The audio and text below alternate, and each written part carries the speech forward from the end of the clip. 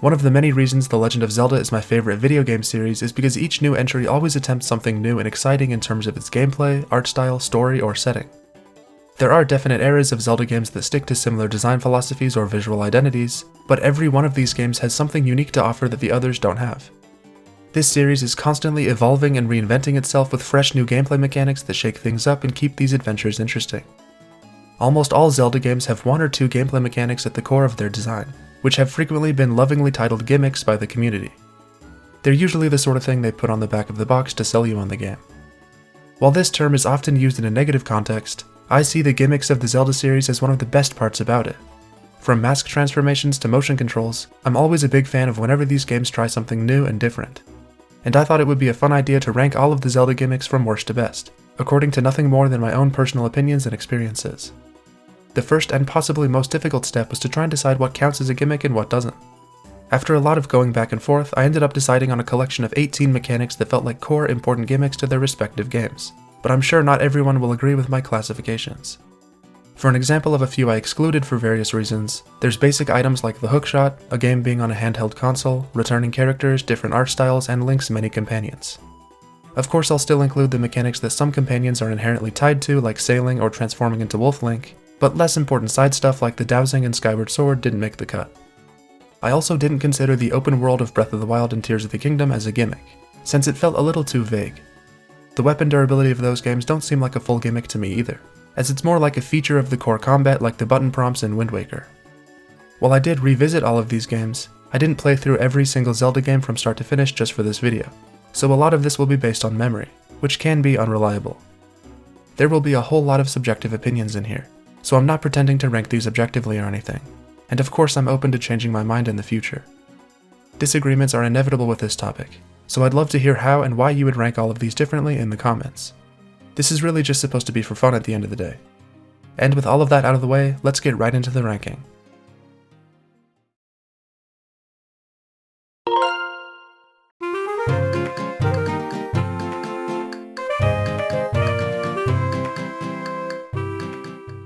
Now, despite me ranking the touchscreen controls of the DS Zelda games at the bottom of the list, I don't think they're horrible. It doesn't take too long to get used to the control scheme, but they still kind of get in the way of me enjoying these games as much as I want to. The combat especially can feel pretty finicky at times, and it just gets uncomfortable after a while.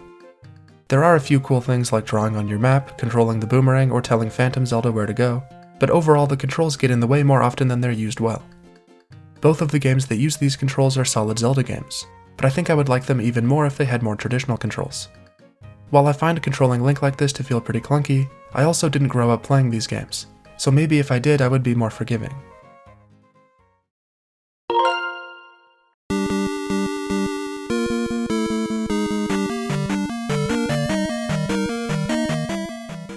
It only took until its second game for the Zelda series to start shaking stuff up, as The Adventure of Link has side-scrolling combat instead of the top-down view the original had. And while this game's combat can be incredibly frustrating and annoying, I can still respect it for what it was going for. Successfully fighting enemies takes skill, good timing, and in my case, lots of luck.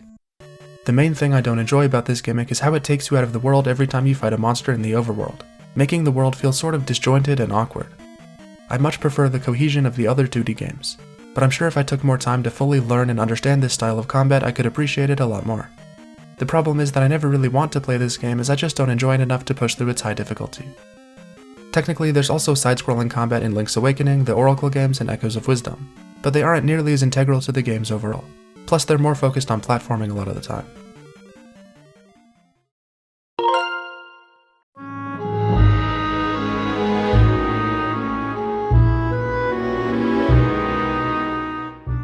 It pains me to put anything Twilight Princess related this low on the list, but Wolf Link just doesn't end up getting used well enough to be a good gimmick. Combat is surprisingly shallow and easy, especially when compared to the excellent sword combat of Link's normal form. It is pretty fun to be running around as a wolf using your heightened senses to find secrets, but most of the time spent in this form is during the Tears of Light sections, which aren't very enjoyable. For seeming like such an essential part of the game on the outside, I often forget that Wolf Link is even a mechanic in this game, since almost all of the really great parts of Twilight Princess don't have anything to do with it. The big exception is when you have to carry a dying Midna across Hyrule in a desperate attempt to save her, but the greatness of that moment doesn't really have anything to do with Wolf Link mechanically speaking.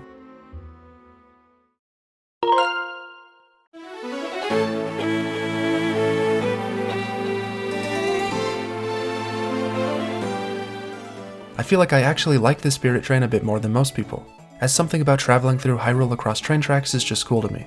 But it still ends up feeling pretty repetitive and uninteresting by the end of the game, and feels a lot more rigid and linear than most of the other methods of transportation from across the series. The scale of the world is pretty impressive for the DS, but it feels more like a guided tour of the map rather than you getting to explore it for yourself. Train combat is simple but still fun, although avoiding the bomb trains can get a bit annoying. The overworld music is incredible and never gets old, which is honestly probably a big part of why I enjoy riding around Hyrule so much. But overall it just doesn't hold up super well when compared to a lot of the core mechanics from other Zelda games, as it can feel a bit tedious at times.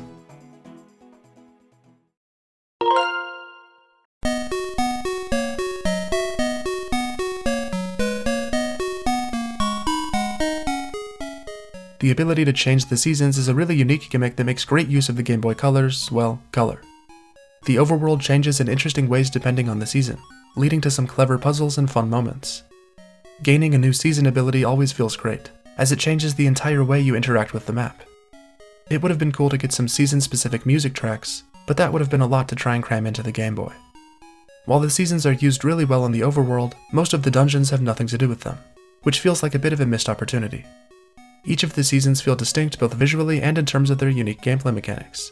I just wish they were used more often than the occasional traversal puzzle. But I still really respect this gimmick because of its creativity, as it's unlike anything else in the series.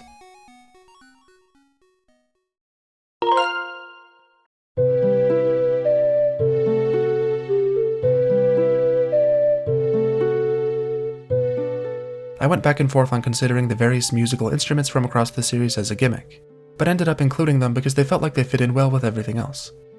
Classic Zelda games giving Link an instrument and then teaching him multiple different songs as the game progresses is always fun, but they do vary in quality.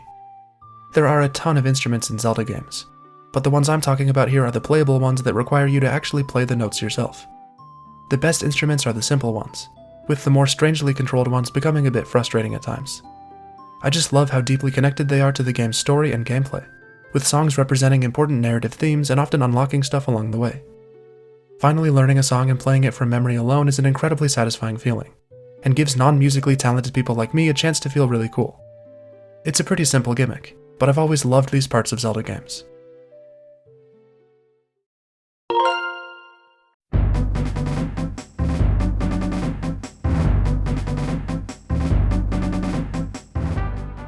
It's sort of hard for me to rank the multiplayer gimmick, as I don't have a lot of experience playing these games with other people.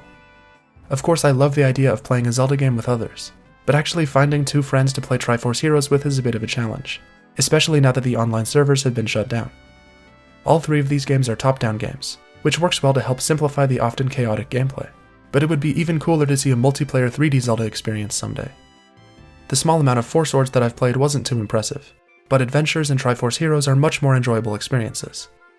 This style of puzzle design that relies on teamwork and cooperation is entirely unique when compared to other Zelda games, and I don't think the idea's full potential has even been reached yet.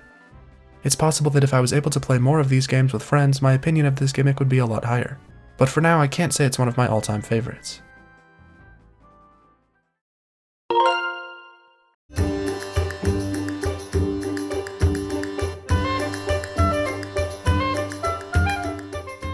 As the most recent entry in the series, it's a bit difficult to know how I feel about the ability to summon echoes and echoes of wisdom.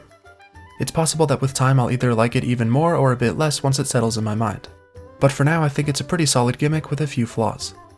The biggest issue is the clunky menu navigation that slows down the pace of gameplay too much, but I did sort of get used to it eventually. Every new enemy and object in the world gives you new opportunities to use them in combat or to solve puzzles, which changes the way you interact with everything in the world. It's a great core concept, but it becomes less interesting the longer you play. Once you learn one or two powerful echoes like the Dark Nut, they become almost the only one you ever need to use in combat. The same goes for puzzles, as the water and cloud summons can break almost every challenge.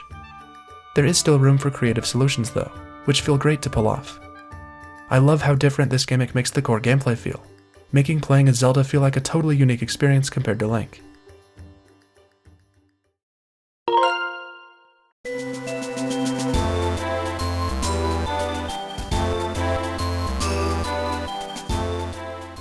Turning tiny in the Minish Cap impresses me every time it happens. It's a simple idea, but it's executed really well, as seeing the world from this perspective is fascinating. The hidden world of the Minish existing in tiny spaces no one would ever find is super cool, and there's a few solid gameplay uses of this mechanic as well. Fighting a regular basic slime as a dungeon boss is a fun shakeup, and running around as just a few small pixels on the overworld is great. This idea could definitely be taken even further in a more modern Zelda game, but for the Game Boy Advance this is still a pretty visually impressive gimmick. It's such a good way to get more mileage out of the relatively small map, turning tiny areas into huge new locations to explore. I wish there were a few more impressive uses of this mechanic, but it still manages to be a really memorable gimmick.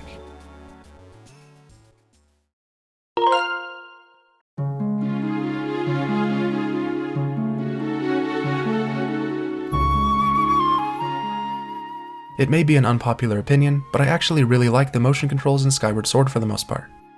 They can be awkward and clunky at times, but once you adjust to what the game is going for, the combat becomes really fun and engaging. Even if you don't like swinging your arms around, it's clear that this gimmick has been worked into the very core of this game, making it one of the most consistently used mechanics in the series. Fighting an opponent like Girahim is something that wouldn't be nearly as interesting with traditional controls, and the button controls in the HD version kind of take the fun out of the combat for me. There are times when the constant waggling gets old, but in general I really enjoy this strange control setup. I know it's a bit hypocritical to put touchscreen controls at the bottom and then put motion controls so high up, but these are just my opinions, okay? They don't have to make perfect sense. You could also probably consider the loft wing as its own separate gimmick, but it's so inherently tied to motion controls that I'm just going to include it here for the sake of simplicity.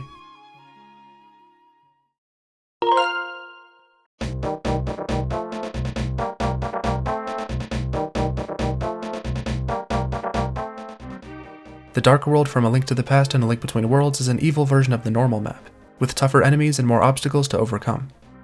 It's a great way to raise the stakes of the later hours of the game, and make it feel like you're really out of your depth adventuring through a totally foreign and unwelcoming world. Even though it's roughly the same map layout, it feels entirely different and is a solid way to expand the scope of the game while keeping Hyrule manageable in size. I actually think the Dark World was done better in A Link Between Worlds because of the portals and how they work with the wall merge mechanic, but the opening bunny section of A Link to the Past is amazing as well. I guess the Twilight Realm is sort of a Dark World too, but it's not nearly as central to the game as it is in the top-down ones. Although I think the concept of having two worlds to switch between was done better in another Zelda game, the Dark World is still a great classic gimmick that has some truly legendary music.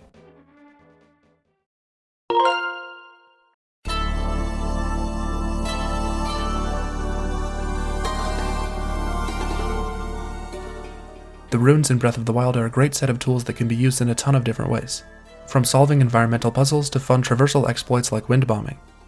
Stasis is probably the most interesting one, but magnesis can be used really well at points too. The runes get used most inside of shrines and divine beasts, but always having bombs on hand is super useful to take out enemies like Stalfos or Keese while exploring the open world. The few times Cryonis is required are pretty cool, but it's definitely the least interesting one overall. Then there's the Master Cycle 0, which is a ton of fun to mess around with and is the perfect endgame reward. For being the first time this series gave Link everything he needed right from the start, the runes have a ton of versatility and manage to stay interesting throughout the whole game. This idea was just done even better in the sequel, although I'll always miss the remote bombs as the potential for funny ragdoll moments is limitless with these things.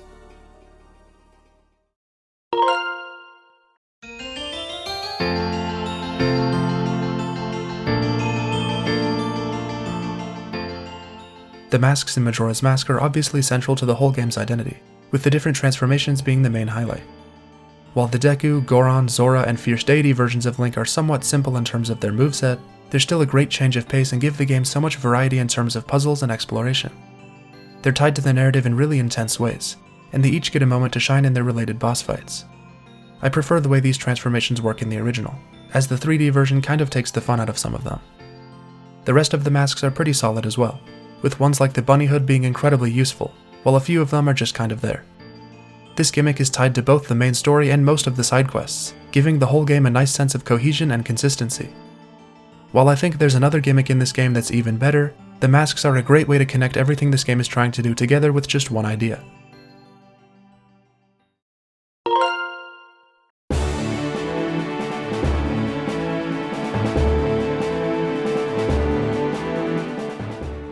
Sailing through the ocean in the Wind Waker and Phantom Hourglass creates an amazing sense of adventure and discovery, with an impressive sense of scale for the time. While Phantom Hourglass is cool, I'm mainly talking about Wind Waker here. Yes, there's a lot of empty space, but there's still plenty of interesting distractions along the way, and it can often become a sort of relaxing and soothing form of exploring. Thankfully, the Swift Sail in the HD version takes out a lot of the tedium, and lets the best parts of this mechanic take the forefront. As much as I love sailing, this game does suffer from some rushed content and annoying late-game quests that hold it back from its true potential. More than any other on this list, I would absolutely love to see this gimmick come back in a new 3D Zelda, as imagining a giant ocean world to explore with more in-depth sailing mechanics, giant islands to find, exciting ship combat, and underwater exploration sounds like the perfect Zelda game to me. But as is, this is still a great gimmick that makes traveling between islands feel like a fun journey.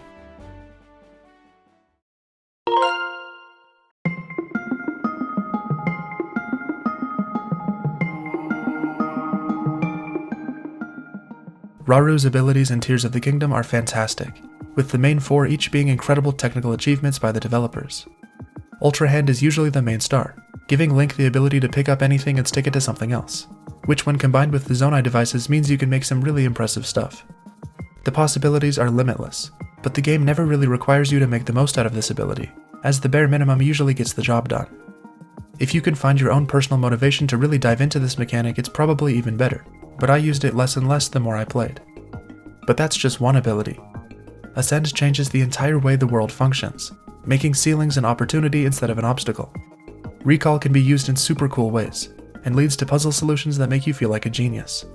And Fuse finally gives some purpose to all the random items in your inventory, while also making combat more valuable as fusing monster parts to your weapons makes them way more powerful. Oh yeah, and there's also auto build. While I feel like all the potential uses of Ultra Hand weren't fully realized, the other abilities are so terrific that this gimmick is still one of the best.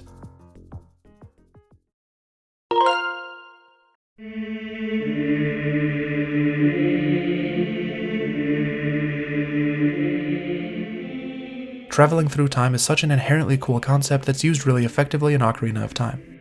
While functionally very similar to the Dark World, I've always preferred the idea of exploring the same map in two different time periods. Seeing how the world has gone to crap since Ganondorf took over is such an effective way to make your quest feel more important without any dialogue. The stark contrast between the carefree days of Link's childhood and the darker future you have to save as an adult is an incredibly effective way to make the player care about this version of Hyrule. There's some really cool interactions between the two time periods as well, with the best ones being the Spirit Temple requiring you to play as both child and adult Link, and the paradox of the Song of Storms. It may be because this was the first Zelda game I played, but the time travel in Ocarina of Time gives the narrative a sense of scale and gravity that keeps me thinking about and playing this game constantly. It can be a bit clunky to have to keep going back and forth to the Temple of Time, but being able to warp there instantly helps a lot. There's also a time travel mechanic in Oracle of Ages, and it's solid as well, with the idea of traveling into the ancient past being pretty cool.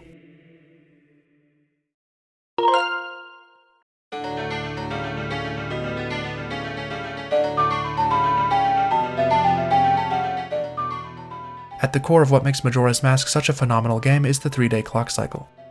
While this mechanic often stresses me out, it also allows this game to have tons of unique moments that couldn't happen without the strict time limit. Every NPC in this world has their own unique schedules and patterns to learn, and watching Clocktown descend into a full-on panic as the moon gets closer is a haunting thing to witness. In some ways this is another form of time travel, but it's so different from how it was done in Ocarina of Time that it definitely stands apart. This clock system leads to some of the best side quests in the series, and it connects the player to the world and characters in a really personal way. Reliving the last 3 days before the end of the world over and over again gives the narrative a sense of existentialism and dread that's pretty unusual for a Nintendo game, and it's one of the main reasons why this game is the favorite of so many Zelda fans. The constant counting down of the clock affects everything you do in this game, and while I think this concept was done even better in Outer Wilds, it's still a fantastically fresh and original idea that makes this game one of the all-time greats.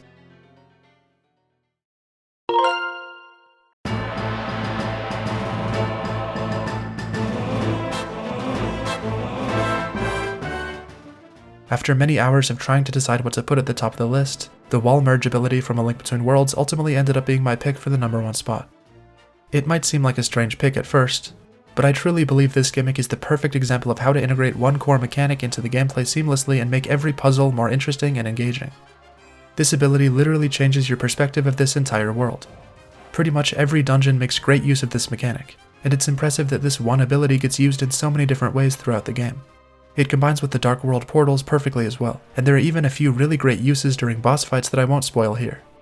It somehow manages to be used constantly without ever feeling annoying or restricting, showing how a great Zelda gimmick can elevate every small gameplay moment when done well. Where a lot of the other gimmicks on this list still feel like they have a lot of unused potential, I think the wall merge ability was able to maximize its gameplay functionality with clever uses in traversal, puzzles, and combat. It's also just plain cool, which of course is important too.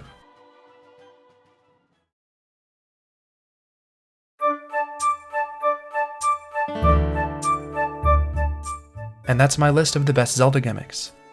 I know there will be a lot of disagreements with my rankings, with both my placements themselves and the ones I didn't include. It's probably more accurate to refer to all of these gimmicks as core gameplay mechanics or systems, but it was easier to call them gimmicks for the sake of this video, even though it's sort of a vague term that doesn't really have a solid definition. But at the end of the day, these sorts of ranking videos are just an excuse for me to talk about the games I love, and I hope I was able to highlight how a great gimmick can make a Zelda game even better instead of hold it back. Playing all of these games back to back for this video somehow made me love this series even more than I already did. I genuinely think it's really impressive how this series continues to innovate and try new things with every new entry, and I can't wait to see what comes next. Also, Nintendo, please make another Zelda game centered around sailing because there's so much potential there in terms of vibes and aesthetics. Like, can you imagine the scale of the ocean and all the islands that you could find? And with some more elaborate sailing mechanics and giant enemy boats you could board, and oh man, you just know the water graphics would be extremely nice, and that's not even mentioning the potential for music and cool story set pieces. There could even be some ship customization.